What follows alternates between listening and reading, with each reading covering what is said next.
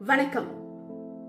கணவன் மனைவி உறவு எப்படி இருந்தால் நம் வீடு சிறப்பாக இருக்கும்? இல்ல சொர்க்கம் மாதிரி இருக்கும். பாப்போமா? நம் எண்ணங்கள் வெவ்வேறாக இருந்தாலும் ஒருவர் எண்ணத்திற்கு ஒருவர் மதிப்பு கொடுத்து முதல்ல பேசுறத காதுல வாங்க வேண்டும்.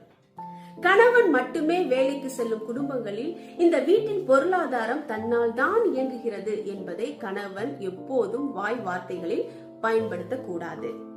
மனைவியும் வேலைக்கு செல்லும் குடும்பங்களில் நானும் தான் வேலைக்கு செல்கிறேன் என்ற வார்த்தையை அடிக்கடி மனைவி பயன்படுத்தக்கூடாது.